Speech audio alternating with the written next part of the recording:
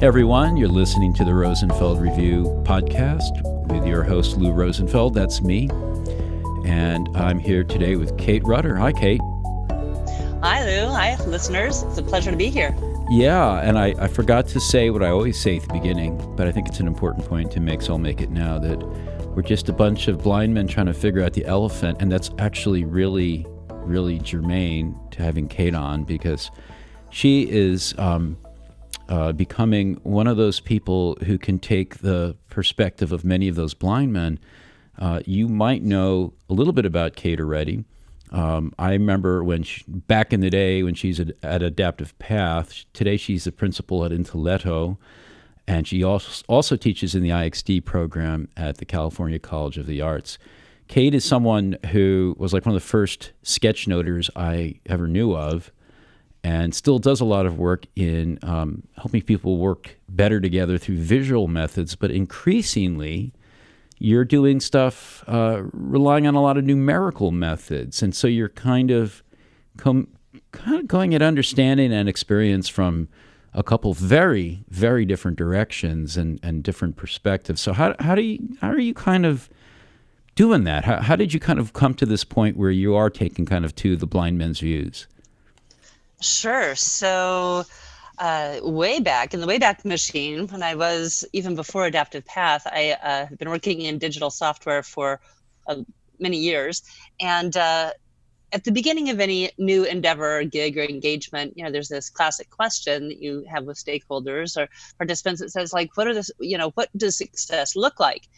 And overall, I think we've had a history of using fairly qualitative terms, like people will be happy, there will be more customers, that type of thing. But then throughout the years, with better opportunities for instrumenting digital products and, kind of a growth of data and big data, all of that, it became more of a pressing question. So I got to tell you, I've not been known as a numbers person. I'm much more known as a pictures person. But I had an experience after Adaptive Path where I was working as a co-founder at Luxor, which was a learning platform for entrepreneurs. My co-founders, Janice Fraser and Jason Fraser. And our whole intent was to help early stage startups, entrepreneurs, use some of the emerging lean startup methods to build products people really wanted. What we'd say is build products people want, need, and love to buy. And in that pursuit, one of the key elements in lean startup is metrics, but also what we were trying to do is figure out like what was some quantified ways of figuring out who is using our products. And so a lot of the material I've been working through in the last 10 years has been related to that kind of early catalyst of, well, how do you know if someone is getting benefit out of your product? And over the last few years, as I've gotten curiouser and curiouser about it, I've started to think of the world for UX designers as kind of the competency of or fluency in these three languages, right? So words, which we're frankly really good at until we're not, like defining design or what is this UX thing. But generally, we use words pretty well to describe our work and to communicate. We also use pictures pretty well, like tactical ones like screen UI and diagrams like journey maps and pictures of people in context through scenarios or storyboards. But what we're not so great at really is numbers. And that's troubling because it's the dominant language in business and increasingly driving so much strategy. And where I get concerned is when designers are looking to be in a position of creating, products and services that actually provide value, and we don't know how to quantify that value. I think as we get better at using metrics and numbers as a design material, then that's important and that's meaningful for our work. So that's the long story, but I'm kind of putting it out there. Like many UX learners and people in the field, I get curious about something, and I've seen a lot of signals related to metrics, and I've got quite a background of running workshops with teams around metrics.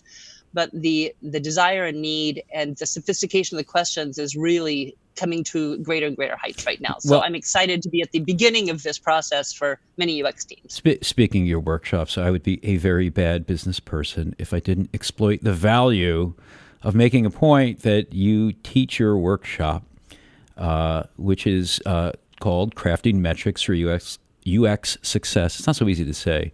Thanks a lot, Kate. You've taught it in New York and San Francisco for us last year in 2019, and right now we're gearing up to host you again, at least in one of those, if not both those places, maybe more. And so the workshop has been a smash hit. So you kind of hit on a nerve with a lot of people in the UX space that they are struggling with numerical literacy and being able to speak the language of value in a way that business people currently speak it. Once you started teaching your workshop, what assumptions did you have going in that you've since been disabused by? For example, are designers as bad at numerical understanding as you thought? Are we worse? Something else that you didn't expect? That's a great question. I'm not going to say that we're bad at it, because there's a lot of UX designers out there coming from a variety of fields. I think we're not very practiced in it. And so one of the philosophies that does come up quite a bit in the workshops and in other conversations is this false dichotomy of metrics versus experience, or data-driven versus user-driven. I think that dichotomy is unhelpful. I think that any source of information that we can use to inform our decisions is helpful. And observing a human experience, the qualitative research that we're extraordinarily good at, I think, as a field, is such a rich territory and rich domain for that.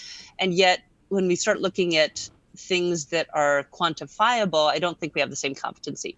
So one of the slides that I show when I do some stage talks on this, and that has gotten some, riled people up, but also had people nodding their heads, is the picture of the roadkill with the painted center line over it that says "not my job." Right. So in a lot of ways, I think we do ourselves a disservice by saying that the data and metrics and analytics is outside our purview, when really it can help our jobs a lot. It's not that, we have full jobs already. Let's just get that straight. Like, there's a lot going on and a lot of responsibilities for product designers and UX designers. Where I think it gets really interesting is when we start looking at what other more quantitative sources of information for feedback and for ongoing improvement we can use, even at the earliest stages of adapting or evolving our interfaces, so that we design products that can be measured in the way that the quantifiable metrics will help us improve our products for our users. That's really what I think is interesting. And I think until we claim that responsibility and accountability, we'll be missing out on a real important source of information.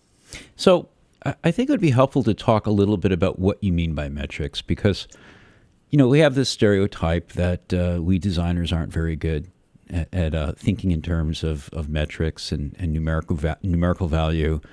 And it's almost like a trope that we've just taken for granted. But I wonder if part of the problem is just not so much that we're not good at it. It's just that the types of things we work on are not so easy to measure. They're just not, at least in my opinion. But maybe up your sleeve are a bunch of metrics that disprove my statement. Give me an example of the kind of metrics that you really dig into, like in your workshop, for example. Sure. So to be absolutely clear, the world of metrics and talking about them and writing about them and calculating them is there's a huge amount of expertise out there. This is not new. It's not going to make the front page of any newsletter, any website. Where I think it gets tricky is that a lot of the standardized, more out-of-the-box measures that companies use that are often legally required, right? Like sales or share price, those types of values numbers aren't so helpful to delivering products and services that are meaningful in a unique way to customers. And so where it gets tricky is that the standardized metrics, even things like monthly average users or daily average users, are terrific for understanding kind of the proxy for usage. But just because someone's using something, it doesn't go quite far enough to say, are they really getting the value that we had built this product to provide? And so the thing that surprises people in the metrics workshops, and the information that really came out of my experience at Luxor, is being able to identify, like, what is our product supposed to be doing on behalf of our customers, and where within the actual product structure, the interfaces or the UI, do those behaviors get interacted with or get triggered, if you will. And so that's what we spend a lot of the time in the workshop on. And that's when I talk to companies. What is hard for them is, we know what the business use of a product often is, to make more money or to go into a new market or to expand a footprint for usage for an existing customer set. But it's really focused on, buying more, buying faster, buying additional. And that's great from a business standpoint. But where it can create some real brittleness and some real fragility is when people are buying things, but they're not using them, or they're using them reluctantly because they're not really providing the use and the benefit that the customer would want. So that's a ton of words. So I'll give you an example. Like, one of the phrases that comes up that I use a lot is this idea of a proxy. So numbers are always a proxy for something. I think the numbers we care about as designers are proxies for human behavior, that evidence that the customer or user is doing the thing that they want to do. And sometimes that's at odds with the business strategy. So in a social media site, or product, you have habituated usage, and you have people that are like browsing through feeds or liking or posting. And really that's the customer's usage, but the business usage is about advertising or targeted placements for ads or selling customer data. And those can be at odds with each other. So I think from designers, when designers, and I've talked to quite a few who shut down and said, how do we get more eyeballs? And it's like, well, I would rather serve hearts and minds rather than eyeballs and gullets. And I think that those kinds of conversations have been a turnoff. So I think as designers, we can open up our eyes a little bit to how can we, in a healthful, ethical, useful way, try and get numerical data around the customer behavior that matters for the purpose of the product.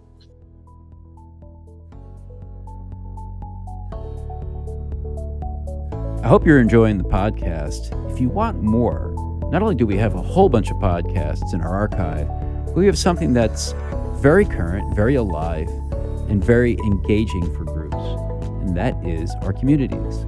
Rosenfeld Media runs a variety of communities that meet on a monthly basis for video conferences on a variety of topics near and dear to UX people, ranging from an enterprise experience to advancing research to design and research operations. I want to encourage you to join one of our communities. Again, it is free by going to rosenfeldmedia.com/communities. Not only will you get a monthly video conference that you can listen in on and participate in, ask questions and so forth. We'll give you access to the recordings. And for some of those communities, we're talking about dozens of recordings with really interesting presenters and facilitators. You'll also get a newsletter. You'll get access to an advice columnist. Yes, we actually are providing advice columnists for each community. And finally, if you're interested in our conferences, our communities correspond to our conferences. So you will be the first to know when programs go live, when tickets go on sale, and by the way, most of our conferences sell out, and other good things about our conferences, such as when the scholarship applications open up. So go to rosenfeldmedia.com/communities. You're going to find something that's free, something that's interesting, and it's a great opportunity to find your tribe as well. We'll see you there.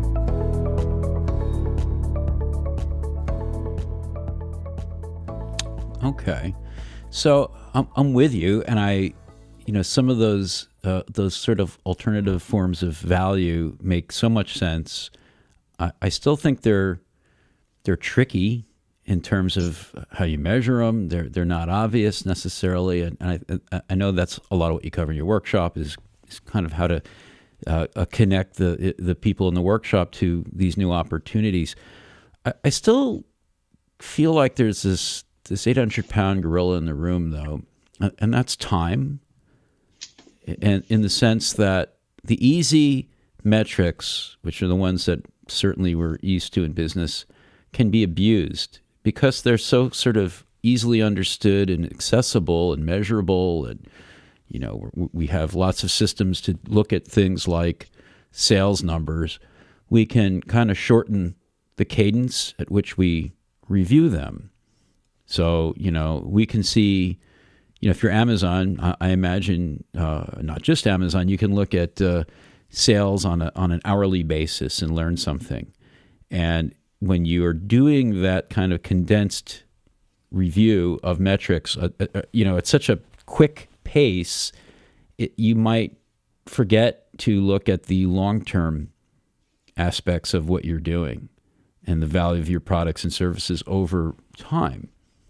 So like we have this power of measurement that we abuse by turbocharging it, making it go so quickly, that we don't look at the long term and the big picture. And I think the harder or newer types of metrics that may emanate from design, because they're more difficult to work with, they're more difficult to actually measure for, we're just sort of stuck looking at them over the long term. And that kind of, there's like this sort of vacuum that has to get filled in the minds of maybe decision makers about, I need fresh data, I need measures or metrics on a more rapid basis. And because of that, they're only going to be looking at the sort of, the kind of metrics that, UX people might not want to rely on. That's a long statement. I'm sorry. I might have to. I'm figuring stuff out on the fly here, Kate. But tell me if that made any sense whatsoever. Do our listeners a favor and call me out on it. Well, unfortunately, I'm the worst person to call you out on that, because I also have chains of thinking out loud that are extended. So I'll back up a little bit. As far as the idea of cadence and frequency of checking and comparing, I think that's key. One of the most insightful books that I've relied on heavily is thinking about and forming some of my metrics concepts and validating those with teams is the book Lean Analytics by Ben Yoskovitz and Alistair Kroll. And it came up, they were actually incubating some of those ideas when I was working with Janice and Jason at Luxor. We were all trying to better understand how data can be used to validate or invalidate hypotheses in a lean startup. And so one of the areas that they talked about was, the one, what an awesome metric is. And an awesome metric has specific attributes, and one of them that it's comparative. So I specifically delve into this little tiny niche of curiosity around metrics, which is different from like performance metrics. Are we meeting a specific threshold or goal? And instead look at feedback metrics. What kind of numbers can we as designers or product teams get on a regularized manner in a specific cadence that aligns with when we release product, so that we can see if the product changes we're making have moved a needle on a specific customer behavior. And I think that comparative nature of looking at data, looking at analytics is crucial to the type of benefit that product teams and designers can get out of the numbers. So if it's just one number, kind of like, hey, we hit 9,000 downloads this week. Well, we don't even know if that's good, right? Like, you have no idea. There's a bunch of things wrong with that as a metrics to cheer, or a number to cheer over, but you don't know if it's good, because what was it last week? Was it 100,000? Well, now we suck, right? If it was 20, then now it's big. And so, but without any kind of comparative, it's just a data point. And then, did we do anything that would have resulted in a difference in that number? The other thing about, using downloads as an example is, although it's the beginning of an entry point into usage, it doesn't tell you if anyone's using your stuff. So the types of metrics that I think are more meaningful for companies and product teams specifically are things like, has someone used our product to upload media? And what percentage of our customers have done this within the last, say, month, if we're on a fairly slow release cycle? Continuous deployment has its own caveats and gotchas. But for example, one of my favorite reference points of this is we have the New York Times bestseller list, and that's great, but it's really a proxy. Like, how many of those are read, and what's the purpose of those books? So as a publisher, I'm sure you're very convinced and interested in sales numbers. That's crucial to the business. I'm curious if there's a metric that Rosenfeld might track, which is the percentage of purchasers who read a book that they that they bought within the first week of purchasing it, and after that, were they able to implement any of the tips, advice, etc., that book was intended to deliver to them? Because the book ultimately is a container for the knowledge and the change in behavior that designer would have. And when Exactly. we were thinking that way at Lexer, I mean, it's snarly. That gets snarly, but you need to think all the way pushing it towards what's the customer benefit that is the purpose of our product. Right. So, see, I guess what I was ineloquently saying before is like that makes total sense, but to use a word that I've never heard before a few seconds ago, snarly. It's really snarly to go through the act of measuring the change of hearts and minds and lives compared to did the thing sell. Mm-hmm. And it just, because it's so snarly, it just takes, you're not going to do it as often, and then that's just going to space out the frequency with which at which you do it, right? Mm-hmm. And so then you get into this trap where those meaningful measures are just so expensive relative to the less meaningful measures, or the ones that we just sort of take for granted, that I just worry that there's like almost like a vacuum created where the kind of easier to measure, more frequently metrics take over and kind of crowd out our ability to step back and look at these more difficult metrics that just require more investment and more time. Yeah, well, have I got a book for you? So Great. one of my more recent reads is called The Tyranny of Metrics by Jerry Muller. And it's much way beyond the scope of just a design or product. It talks about systems. It talks about overall kind of the economic drivers of metrics. And this, I think, is a nice pairing with the Harvard Business Review, which had the cover story in September issue in 2019 of "Are metrics undermining your business?" And both of these are kind of backlashes against a highly quantified, kind of very metrics-driven type of approach in companies, where if it doesn't have numbers, it doesn't have any value. But what I really appreciated about The Tyranny of Metrics, and I've got some issues with the book, so if you read it, I would recommend a good library checkout for that one. You might not want it in your permanent collection. But the author does a really nice job of talking about the distortion, why metrics kind of are a backlash, and the distortion of information that occurs. And that's the phrase he uses. And the attributes of that is that measuring the most easily measurable is partially where we get distortion. Measuring the simple when the desired outcome is complex, which is what you're talking about. Measuring inputs rather than outcomes. Mm-hmm. So, for example, the inputs is how many books did we release, as opposed to how many books were read and put into practice. And then degrading information quality through standardization. So the real loss of context.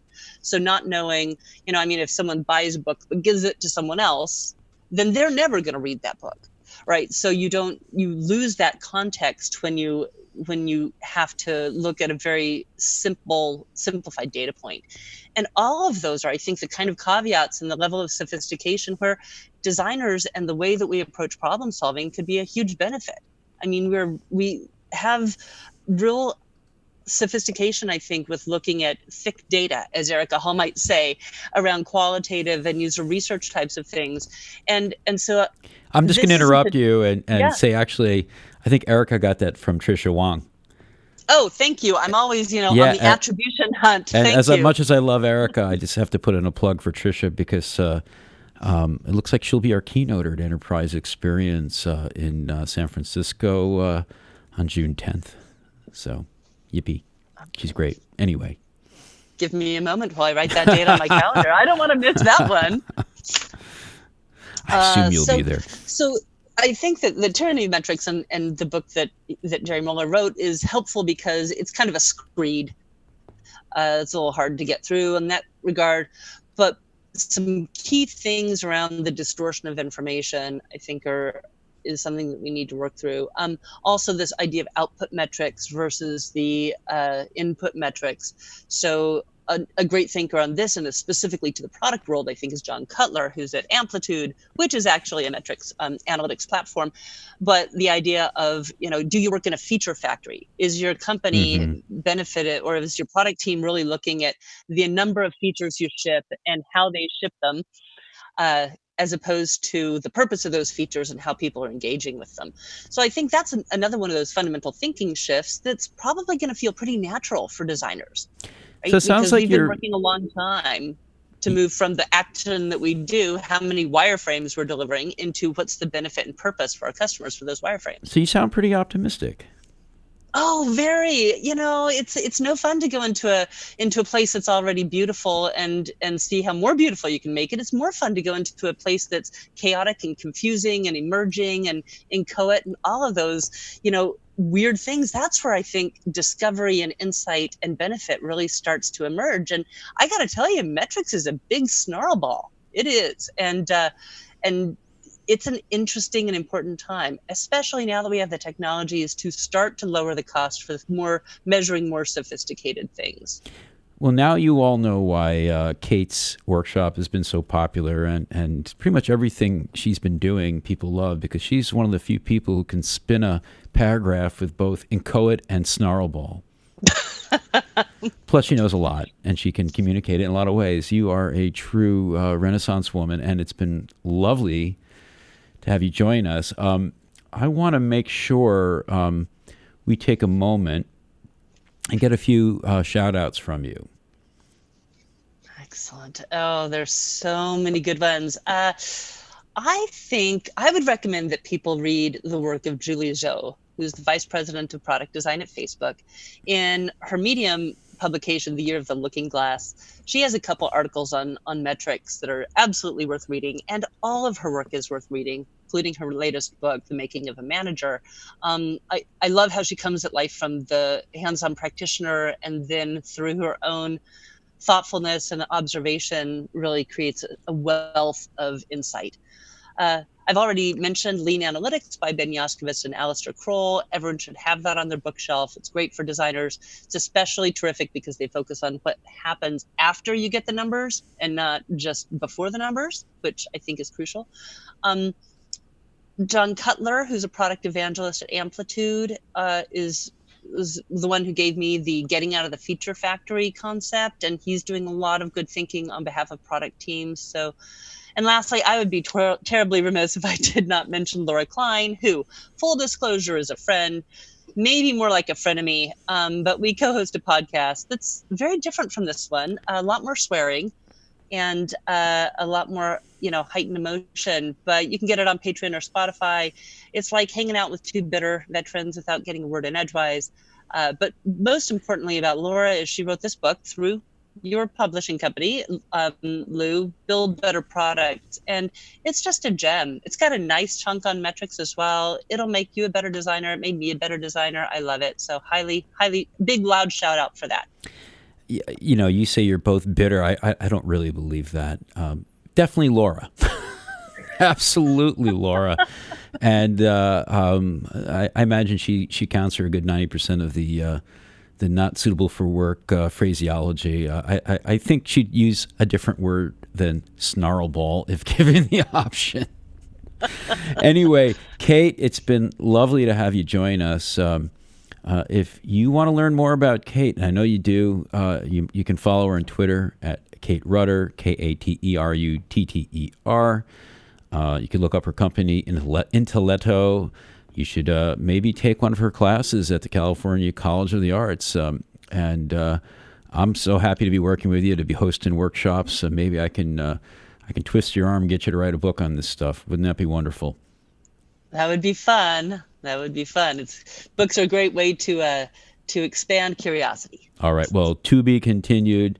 Thanks again, Kate Rutter, for joining us on the Rosenfeld Review. It's been a pleasure, and thanks.